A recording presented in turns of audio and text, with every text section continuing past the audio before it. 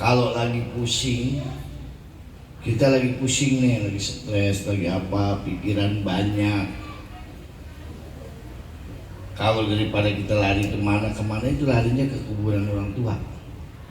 Jadi orang tua itu keramat di waktu masih hidup dan meninggalnya. Coba kita lihat, kalau kita belajar, kalau kita ikutin, kita ini orang ahli sunnah wal jamaah, alhamdulillah. Kalau orang ahli sunnah, ngikutnya ya Rasulullah dan keluarganya. Kalau kita lagi pusing, lagi kemana-mana, kalau di kampung sebelah sonoan, ini di daerah tuh ke Wali Songo, ke anu. Tapi kuburan babanya dilewatin. Sebenarnya kuncinya di kuburan baba kita. Makanya beliau itu, Syekh Khair itu ngajarin saya banyak baca Fatihatul Kubro. Mau nggak saya ijadahin Fatihatul Kubro ini? Mau nggak? Kalau mau saya ijadahin Fatihatul Kubro, ini bisa itu Syekh Khair bilang,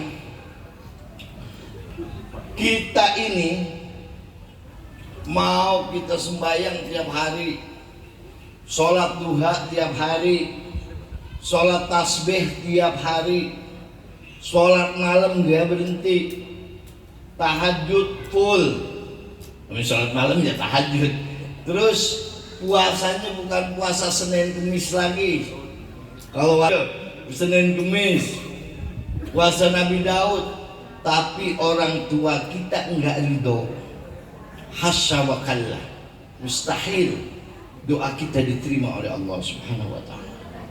Nah, bagaimana kalau kita masih di dunia, kita bader sama baba kita nggak ingat sama baba kita kurang ngurusin sama baba kita, amenya kita apa? Baca ini Fatihatul Kubra. Kuncinya itu hidup, itu di orang tua. Jadi kita ini mau kita kemanapun orang tua kita nggak ridho, doa kita nggak akan. Tapi kalau kita baca ini Fatihatul Kubra, itu seakan-akan orang tua kita atau kedua orang tua kita yang udah meninggal yang kita bacain itu seakan-akan mendapatkan ad-dunya wa ma fiha, dunia seisinya, mendapatkan kiriman dan bahagia. Kata Syekh ini sebahagia sampai bahagia, dan orang tua itu ridho kepada kita. Nah, kalau di waktu orang tua kita ridho, kita berdoa, insya Allah doa kita diterima. Tapi yang abdoliyahnya ini doa itu dibaca, ini ngingetin buat saya juga, baca mau sholat tahajud, habis sholat tahajud apa? Fatihatul Kubra. Yang pertama kita baca selawat. Ini kunci, Pak. Makanya kalau doa nggak dimulain selawat itu rada ngendet. Kita bacain selawat nggak usah banyak-banyak. Baca Allahumma salli ala Muhammad wa ala ali sayyidina Muhammad 10 kali. Habis baca itu kita baca Fatihah buat Rasulullah Sallallahu Alaihi Wasallam dan keluarganya.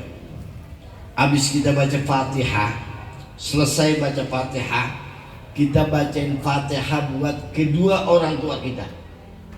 Habis itu kita baca Suratul Qalaqil, surat yang dimulai dengan kul. Kita baca tuh Qul ya ayyuhal kafirun. Habis kul ya kita baca kul ya, kita baca Qul huwallahu ahad 3 kali. Habis itu kita baca Qul a'udzu birabbil falaq. Habis itu kita baca Qul a'udzu birabbin nas. Setelah itu kita baca Inna anzalnahu fi lailatul qadar. Inna anzalna ini kita baca 7 kali. Bahkan guru saya itu ijazahin saya itu setiap habis maghrib itu jangan lupa kita baca Inna anzalna 7 kali. Kita niatin tuh pahalanya buat kedua orang tua kita. Nah, ini habis baca Inna anzalna, kita baca ayat kursi 3 kali. Itu namanya Fatihatul Kubra. Setelah orang tua kita bacain itu, tutup ring itu Mbak Balun. Setelah orang tua kita bacain itu, itu orang tua kita mendapatkan keridhaan. Orang tua kita itu mendapatkan kiriman dan orang tua kita ridho. Di waktu orang tua kita ridho, kita berdoa kepada Allah Subhanahu wa taala, insya Allah doa kita gak bakal ditolak. Itu saya jajain dulu, cukup ya? Cukup ya udah. Penajamnya baca, penajamnya tanggal 14 Februari gitu aja ya. Terus apalagi satu lagi nih, Pak, kita ini haul ngikutin keluarga Rasul. Tadi saya bilang semuanya keluarga Rasul. Makanya Imam Syafi'i beliau mengatakan, "Lau kana hubba Muhammad wa ali Muhammad rafidin, fashhad wa ana afdal." Berarti Imam Syafi'i di Diwan Syafi'i, kalau saya mencintai keluarga Rasulullah sallallahu alaihi wasallam, ahlul kisah, saya dikatakan orang Rafidah, saksikanlah saya Rafidahnya orang. Makanya Imam Syafi'i itu, nah apa? Rasulullah punya anak namanya Sayyidah Fatimah. Sayyidah Fatimah itu punya anak Sayyidina Hasan, Sayyidina Husain. Ini yang kita baca ini tiap hari kalau kita baca maulid, inna ma yuridullahu ankum lisa'alu. Itu kan yushiba ankum lisa'al bait wa yutahhirukum tathhira, itu 5 orang itu. Sayyidina Husain punya anak namanya Ali Zainal Abidin. Ini keluarga Rasulullah asalnya dari sini. Karena yang lainnya semua udah meninggal, dibantai. Ini peninggalan Sayyidina Husain ini Ali Zainal Abidin.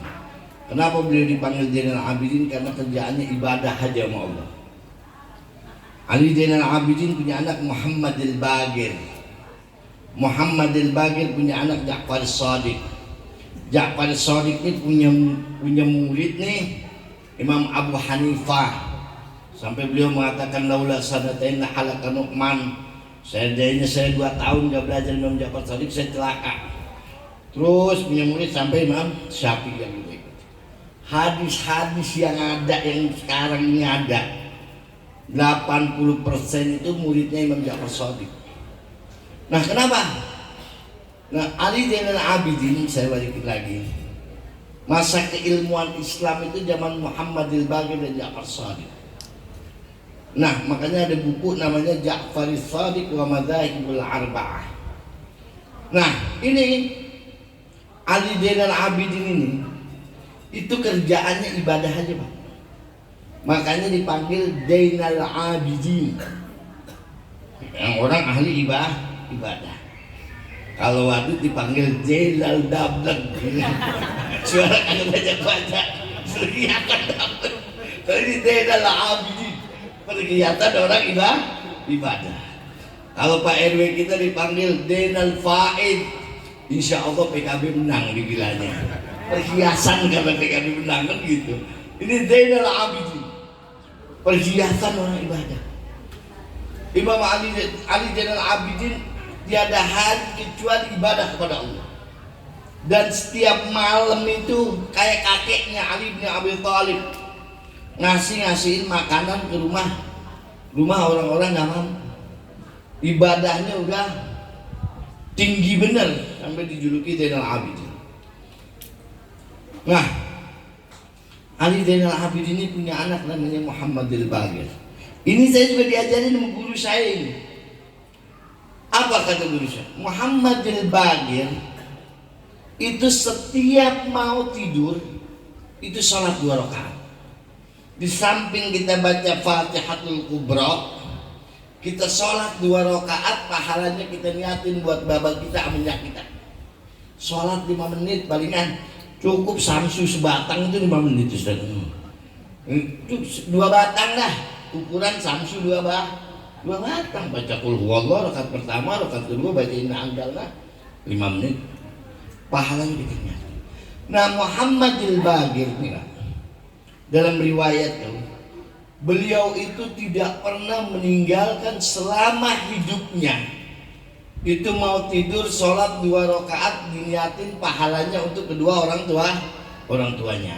Makanya tanda bakti kita, selain kita baca Fatihah, kita sholatin tiap hari 2 rakaat, kita hadiahin pahalanya buat kedua orang tua kita. Insya Allah kalau kita ingat terus semua baba kita, minyak kita, itu keberkahan menyertai kita. Apalagi kalau milihnya PKB lebih berkah lagi. Terima kasih. Wassalamualaikum warahmatullahi wabarakatuh.